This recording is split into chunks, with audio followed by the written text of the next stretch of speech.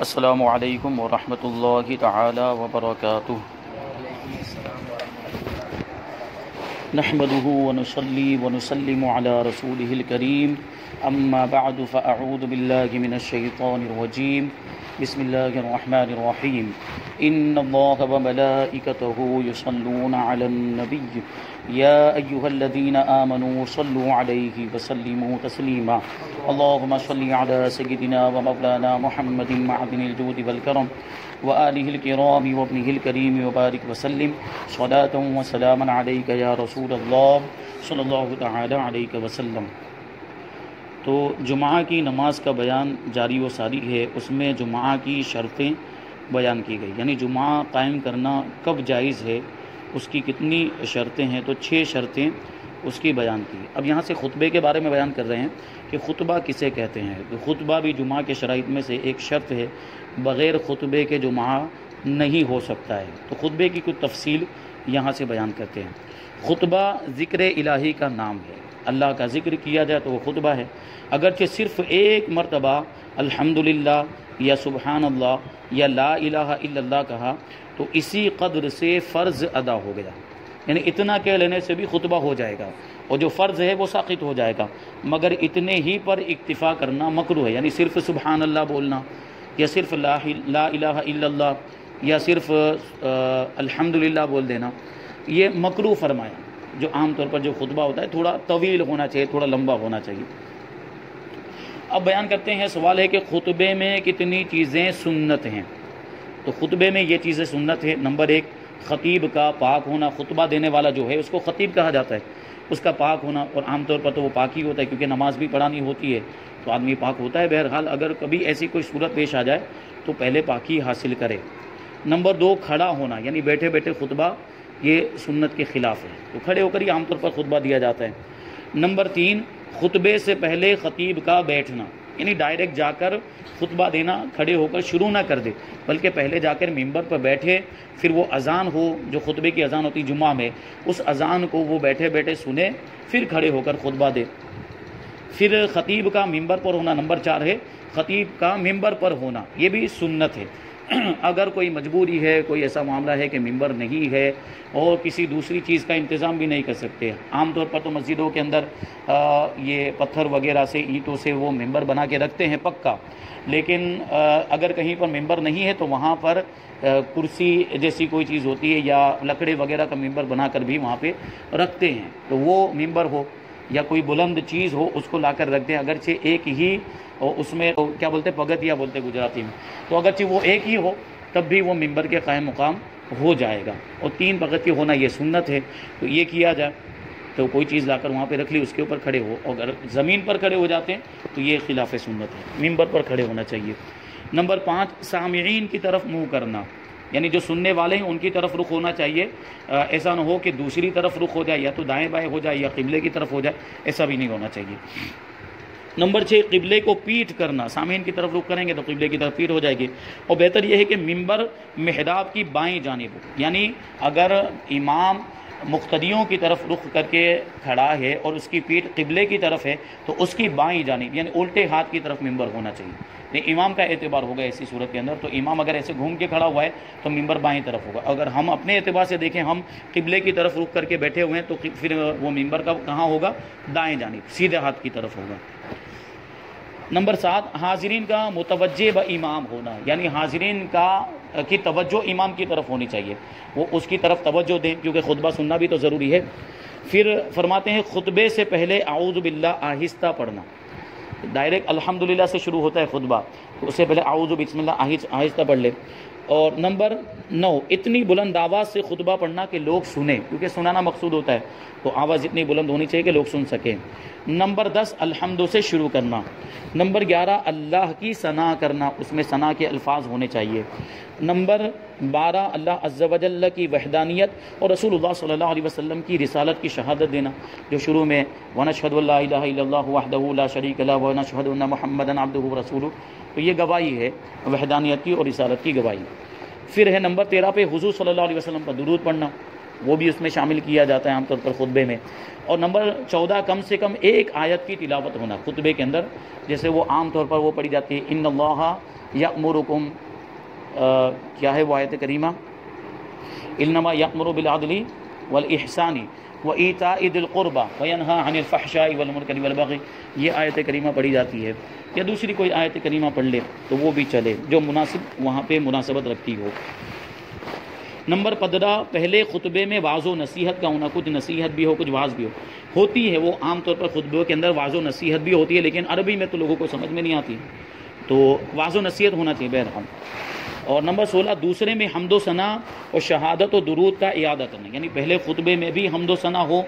دوسرے خطبے میں بھی حمد و ثنا، پہلے خطبے میں بھی شہادت ہو یعنی وحدانیت اور رسالت کی شہادت ہو اور درود ہو، اور دوسرے خطبے میں بھی شہادت اور درود ہو، یعنی دوبارہ دوسرے خطبے کے اندر بھی یہ چیزیں ہوں۔ نمبر 17، دوسرے میں مسلمانوں کے لیے دعا کرنا، عام طور پر کچھ دعائیں بھی اس میں ہوتی ہے، اسلام کے لیے دعائیں کی جاتی ہیں اور مسلمانوں کے لیے بھی دعائیں کی جاتی ہے، تو وہ دعا ہو۔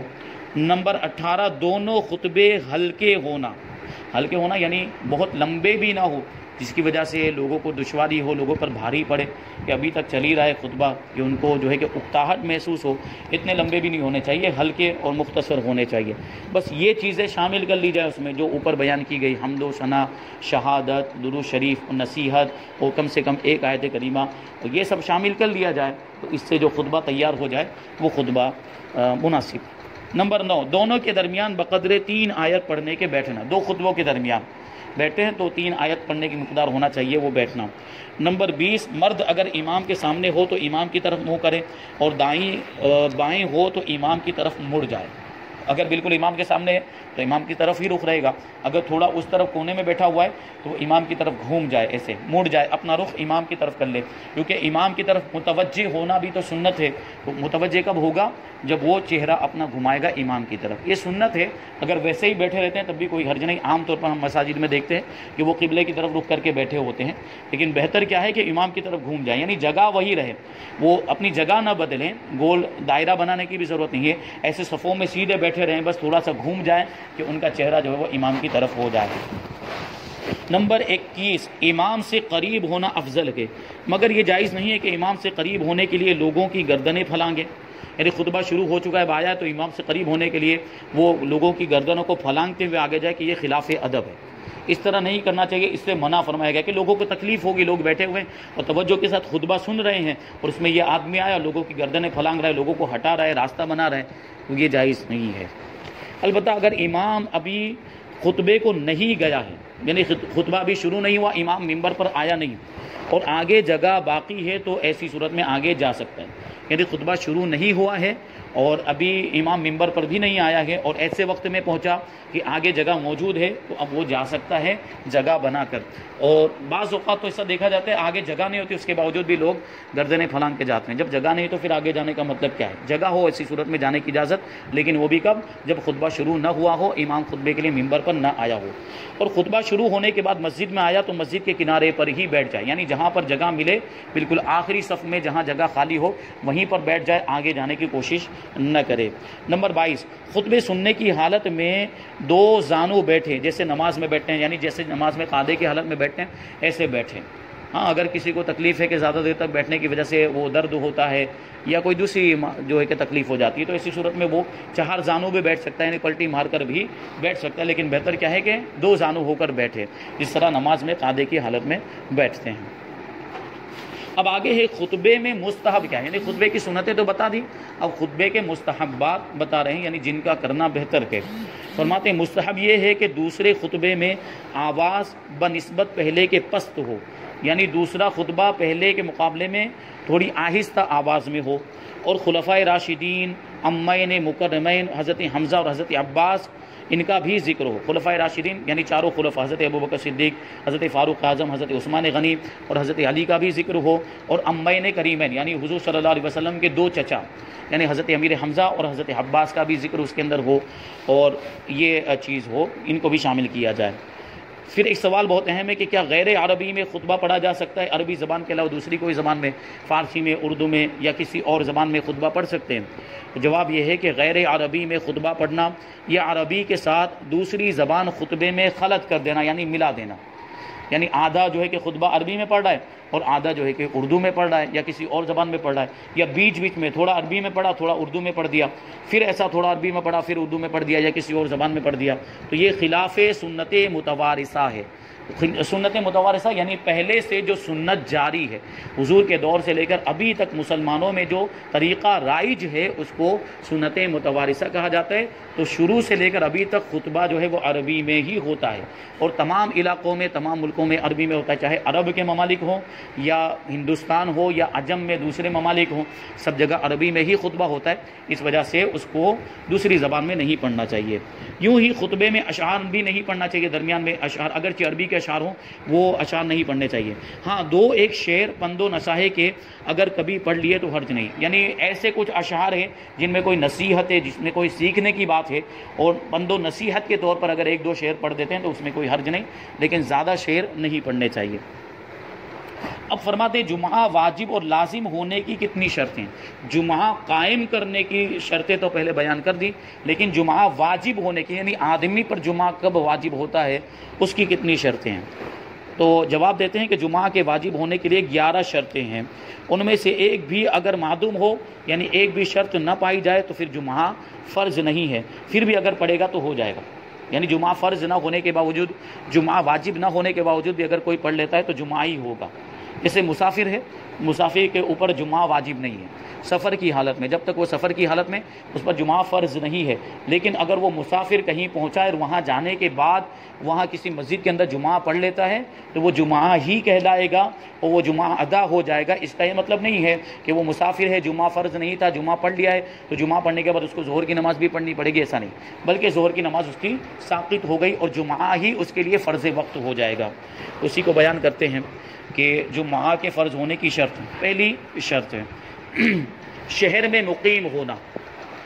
شہر میں مقیم یعنی کسی آبادی کے اندر مقیم، ایک تو اپنے وطن اصلی کے اندر ہے تو مقیم ہے، یا کہیں گیا ہے سفر کر کے اور وہاں پر 15 دن یا اس سے زیادہ ٹھہرنے کا ارادہ ہے تو وہ مقیم ہو گیا۔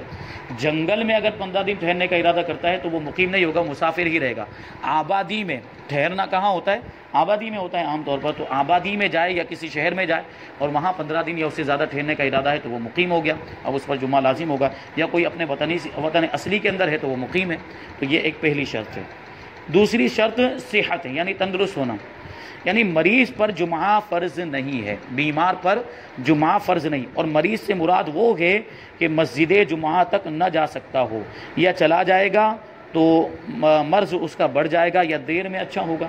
ایسا کوئی مریض ہے، ایسا کوئی بیمار، ایسی بیماری ہے کہ جس کی وجہ سے وہ چل نہیں سکتا ہے، مسجد تک جا نہیں سکتا، مسجد جمعہ تک۔ اب تو ہمارے یہاں ساری مسجدوں میں جمعہ ہوتا ہے، پہلے ایسا ہوتا تھا کہ ایک مسجد کے اندر جمعہ ہوتا تھا، محلے کی مسجد میں جمعہ نہیں ہوتا تھا، تو لوگ جو ہے کہ سفر کر کے اس مسجد تک جاتے تھے اور وہاں تک پہنچ کر پھر جمعہ پڑھتے تھے۔ تو مریض کوئی ایسا ہے کہ اتنی دور تک جا نہیں سکے گا، یا چلا تو جائے گا مگر اس کی بیماری بڑھ جائے گی جانے کی وجہ سے، یا جو ہے کہ دیر سے اچھا ہوگا، تو ایسی صورت میں اس پر بھی جمعہ فرض نہیں ہے۔ نمبر 3 آزاد ہونا، غلام پر جمعہ فرض نہیں ہے اور اس کا آقا اسے منع بھی کر سکتا ہے۔ اب تو غلاموں کا دور نہیں، پہلے غلاموں کا دور تھا، تو غلام پر جمعہ فرض نہیں، کیونکہ اس پر لازم ہوتا ہے کہ وہ آقا کی خدمت کرے، آقا کے کام کرے، تو کام اور ضروریات کی وجہ سے اس کو وقت نہیں ملے گا، اس وجہ سے اس پر جمعہ فرض نہیں ہے، اور آقا اسے روک بھی سکتا ہے، اسے منع بھی کر سکتا ہے کہ تم کو یہ کام سونپا ہے تو تم جمعہ مت پڑھو، اس کی جگہ پہ یہ تم کام کرو، لیکن ظہر کی نماز ساقط نہیں ہے، جمعہ کی جگہ پہ وہ ظہر پڑھے گا اگر وہ مسلمان ہے، غیر مسلم ہے تو وہ تو شریعت کا مکلف ہی نہیں۔ نمبر 4 ہے مرد ہونا، یعنی مرد پر جمعہ فرض ہے، عورتوں پر جمعہ فرض ہی نہیں ہے۔ نمبر 5 بالغ ہونا، نابالغ پر جمعہ فرض نہیں ہے۔ نمبر 6 عاقل ہونا، یعنی جس کی عقل سلامت نہیں ہے، جو پاگل ہو گیا، مجنون ہو گیا، اس پر بھی جمعہ فرض نہیں ہے۔ نمبر 7 اکھیار ہونا، یعنی آنکھوں کی روشنی سلامت ہے، اگر کوئی نابینا ہے، کوئی اندھا ہو گیا ہے جس کی آنکھوں کی روشنی ختم ہو گئی تو اس پر جمعہ فرض نہیں، کیونکہ اگر وہ جمعہ کے لیے جائے گا تو دشواری کا سامنا ہے۔ بہرحال اگر وہ چلا جاتا ہے کسی طریقے سے، کوئی اس کی رہنمائی کرنے والا ہے، وہ پہنچ جاتا ہے، جمعہ پڑھ لیتا ہے تو جمعہ ہو جائے گا۔ نمبر 8 چلنے پر قادر ہونا، چلنے پر یعنی مان لو کوئی مثال کے طور پر پاؤں میں کوئی تکلیف ہے جس کی وجہ سے چل نہیں سکتا، یا پاؤں میں کوئی زخم ہو گیا، اب جس کی وجہ سے وہ چل نہیں رہا، زخم کی وجہ سے نہیں چل پا رہا ہے، تو ایسی صورت میں بھی جمعہ فرض نہیں ہو، یہ ایک مجبوری ہے۔ نمبر 9 قید میں نہ ہونا، یعنی اگر کسی کو قید کر دیا گیا، جیل میں ڈال دیا گیا، تو ظاہر سی بات ہے قید میں ہونے کی وجہ سے، جیل میں ہونے کی وجہ سے وہاں سے نکل کے جمعہ پڑھنے تو جا نہیں سکتا ہے، تو ایسی صورت میں وہ بھی مجبور ہے، اس پر بھی جمعہ فرض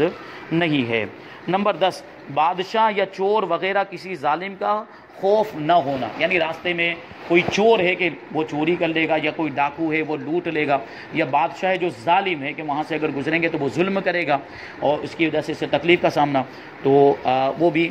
جمعہ کے آزار، جمعہ چھوڑنے کے آزار میں سے، یعنی اس پر جمعہ فرض نہیں۔ مفلس قرض دار کو اگر قید کا اندیشہ ہو تو اس پر بھی جمعہ فرض نہیں۔ مفلس یعنی غریب ہے اور وہ قرض دار ہے، اس پر دوسرے کا قرضہ ہے، اور وہاں اگر وہ جمعہ پڑھنے کے لیے جاتے ہیں تو راستے میں اس کا قرض خواہ موجود ہے، جس کے پاس سے اس نے پیسے لیے ہیں وہ موجود ہے، اور وہ ملے گا تو پھر اس کو قید کروا دے گا، یعنی بادشاہ سے کہے گا کہ اس نے میرا قرض ادا نہیں کیا تو قرض کی ادائیگی کے لیے اس کو قید کر دیا جائے، جیل میں ڈال دیا جائے، تو ایسی صورت میں اس پر بھی جمعہ فرض نہیں، جانا ضروری نہیں۔ نمبر 11، میہ یا آندھی یا اولے یا سردی کا نہ ہونا۔ میہ یعنی بارش بہت زیادہ ہو رہی ہے جس کی وجہ سے دشواری کا سامنا ہے، یا آندھی چل رہی ہے، طوفان آ گیا ہے، یا اولے پڑ رہے ہیں، یا سردی بہت سخت سردی ہے، تو ایسی صورت میں بھی اجازت، یعنی اس قدر یہ چیزیں ہیں کہ ان سے نقصان کا خوف صحیح ہو۔ اگر جائے گا بارش میں تو بہت زیادہ نقصان ہو جائے گا، بیمار پڑنے کا اندیشہ ہے، یا سردی میں باہر نکلے گا تو بیمار ہو جانے کا اندیشہ ہے، یا آندھی میں نقصان ہونے کا اندیشہ ہے، تو ایسی صورت میں اس کو اجازت ہوگی۔ لیکن اگر کوئی بچنے کا سامان ہے، جیسے بارش سے اب تو بچنے کا بہت زیادہ سامان ہے ہمارے پاس، رین کوٹ پہن کر جا سکتے ہیں، چھاتا لے کر جا سکتے ہیں، دیگر ذرائع ہمارے پاس ہیں، اور پرانے زمانے میں کیچڑ وغیرہ کے معاملات بھی ہوتے تھے، اب تو اتنا کیچڑ وغیرہ بھی نہیں ہوتا، تو اس میں بھی جا سکتا ہے آدمی، تو اگر سہولتیں ہوں تو جانا چاہیے اور پڑھنا ہی چاہیے۔ اب آگے بیان کرتے ہیں کہ جن پر جمعہ فرض نہیں ان کا شہر میں ظہر با جماعت پڑھنا کیسا ہے۔ جن پر جمعہ فرض نہیں یعنی کسی مجبوری کی وجہ سے، جیسے اوپر جو مجبوریاں بیان کی، جیسے کوئی شخص بیمار ہے اور بیماری کی وجہ سے جمعہ میں شریک نہیں ہو سکتا ہے تو اس پر لازم ہے کہ وہ ظہر پڑھے گا،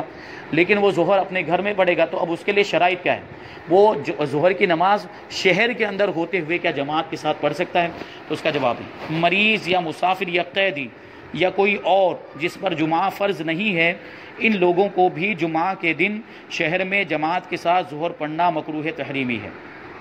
جمعہ نہیں پڑھ رہے ہیں، ان پر جمعہ فرض نہیں ہے تو ظہر تو پڑھنی ہے، لیکن ظہر جماعت کے ساتھ نہیں پڑھ سکتے، جبکہ شہر میں ہو۔ اگر گاؤں میں ہو، دیہات میں ہو، جہاں پہ جمعہ کی نماز جائز نہیں ہے، تو وہاں تو ظہر کی نماز ہی پڑھنا ضروری ہے، وہ بھی جماعت کے ساتھ ہی پڑھنا ضروری ہے۔ یہ شہر کی بات چل رہی ہے، یعنی شہر میں کچھ لوگ ایسے ہیں جو مجبوری کی وجہ سے جمعہ نہیں پڑھ سکے ہیں اور وہ ظہر کی نماز پڑھ رہے ہیں، تو وہ ظہر کی نماز جماعت کے ساتھ نہیں پڑھ سکتے،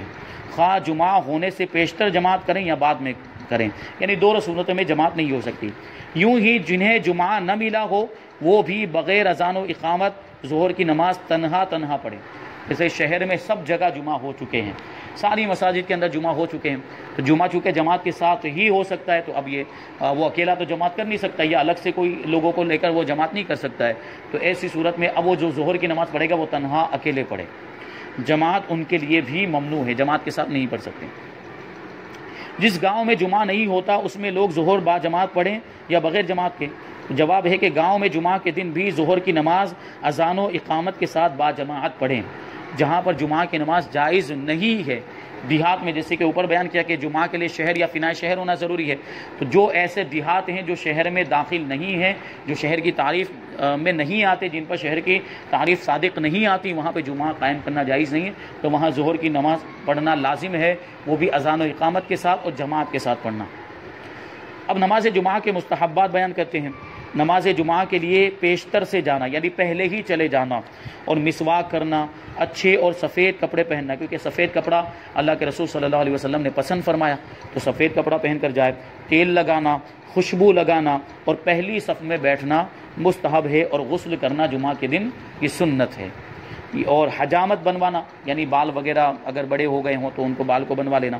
اور ناخن ترشوانا، ناخن بڑے ہو گئے ہوں تو ناخن کو ترشوا لینا، یہ جمعہ کے بعد افضل ہے۔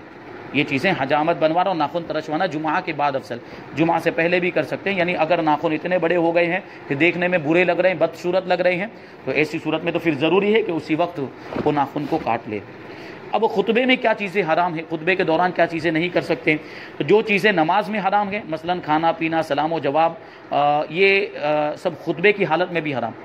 میرے خطبے کے دوران کھا نہیں سکتا، کوئی چیز پی نہیں سکتا، سلام اور جواب سلام بھی نہیں ہو سکتا، جو چیزیں نماز میں نہیں کر سکتے وہ خطبے کے دوران بھی نہیں کر سکتے، یہاں تک کہ امر بالمعروف بھی نہیں کر سکتے، یعنی بھلائی کا حکم بھی نہیں دے سکتے، یعنی اگر کوئی برا کام کر رہا ہو، کوئی غلط کام کر رہا ہو تو خطبے کے دوران اس کو سمجھا بھی نہیں سکتے یہ کام تم غلط کر رہے ہو، یہ مت کرو، یہ بھی نہیں بول سکتے اس میں، کیونکہ نماز کے اندر بھی یہ چیز نہیں کر سکتے۔ اگر کوئی شخص نماز میں ہے اور اس کے قریب میں کوئی شخص گناہ کا کام کر رہا ہے، غلط کام کر رہا ہے، تو نماز کے دوران وہ بول نہیں سکتا ہے یہ کام غلط کر رہے ہو مت کرو، تو وہ بولے گا تو نماز ٹوٹ جائے گی۔ ایسے خطبے کے دوران امر بالمعروف نہیں کر سکتا۔ ہاں خطیب امر بالمعروف کر سکتا ہے، یعنی خطبہ دینے والا، امام خطبہ دے رہا تھا اور خطبے کے دوران اس نے دیکھا کہ کوئی غلط کام کر رہا ہے تو وہ غلط کام سے روک سکتا ہے خطبے کے دوران۔ جب خطبہ پڑھے تو نماز تو تمام حاضرین پر سننا اور چپ رہنا فرض ہے۔ جب خطبہ ہو رہا ہو تو تمام حاضرین خاموش رہیں اور اس کو سنیں، کوئی بات چیت کرنا جائز نہیں ہے، توجہ کے ساتھ سننا ضروری ہے۔ جو لوگ امام سے دور ہوں کہ خطبے کی آواز ان تک نہیں پہنچتی ہے انہیں بھی چپ رہنا واجب ہے، کیونکہ اب تو مائک کا انتظام ہوتا ہے تو سب تک آواز پہنچ جاتی ہے، جہاں مائک کا انتظام نہیں ہے تو شروع والے تو سن رہے ہوں گے لیکن پیچھے والے تک آواز نہیں پہنچ رہی ہوگی، تو اس کا یہ مطلب نہیں کہ پیچھے والے بات چیت کریں یا دوسرے کاموں میں مشغول ہو جائے، ایسا جائز نہیں ہے، کیونکہ خطبے کے دوران جو نہیں سن رہا ہے ان کے لیے بھی لازم ہے کہ وہ بھی چپ رہیں اور خاموش رہیں۔ اگر کسی کو بری بات کرتے دیکھیں تو ہاتھ یا سر کے اشارے سے منع کر سکتے ہیں، زبان سے بول نہیں سکتے لیکن ہاتھ کے اشارے سے یہ مت کرو، اشارہ اس طرح کر کے یا سر کے اشارے سے اس کو روک دے تو اس میں حرج نہیں، زبان سے روکنا جائز نہیں ہے۔ جمعہ کے لیے سعی کب واجب ہوتی ہے؟ اللہ تبارک و تعالیٰ نے جو قرآن مجید کے اندر ارشاد فرمایا کہ جب جمعہ کے لیے اذان ہو جائے تو سارے کام کا چھوڑ دو، خرید و فروخت کو چھوڑ دو اور جمعہ کے لیے سعی کرو، یعنی جمعہ کے لیے تیاری شروع کر دو، جمعہ کے لیے جانے کی کوشش شروع کر دو۔ تو یہ کب سے ہوتی ہے؟ کیونکہ جمعہ کے اندر 2 اذانیں ہوتی ہے، پہلی اذان بھی ہوتی ہے، دوسری اذان بھی ہوتی ہے، تو پہلی اذان سے تیاری شروع کر دیں یا دوسری اذان سے شروع کریں؟ تو جواب یہ ہے کہ پہلی اذان کے ہوتے ہی سعی واجب ہے، یعنی کوشش کرنا واجب۔ اب یہیں سے نماز جمعہ کی تیاری شروع کر دے، سارا کام کا جو بھی دوسرے کام جو خلاف منافی نماز ہیں، یعنی نماز کے علاوہ دوسرے جو کام ہیں وہ سب چھوڑ دیں، خرید و فروخت بھی چھوڑ دیں، نماز کی تیاری میں لگ جائیں،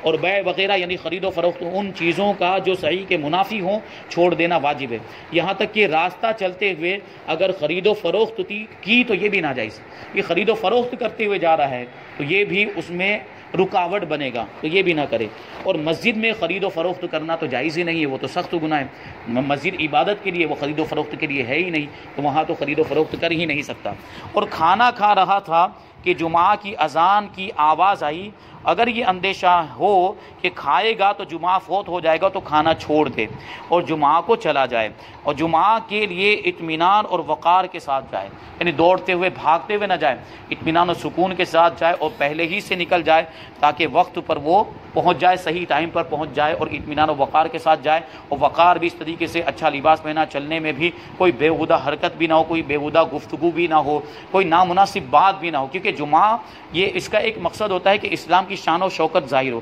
سب ایک جیسا لباس پہن کر، سفید کپڑے پہن کر اگر جا رہے ہوں، ایک ساتھ ٹولیوں میں ایک ساتھ گروہ بناتے ہوئے اگر جا رہے ہوں گے تو ایک روب و دبدبہ ہوگا، غیر مسلم دیکھیں گے تو ایک عظمت اسلام کی ظاہر ہوگی، اور اس طریقے سے جو جمعہ کا مقصد ہے وہ مقصد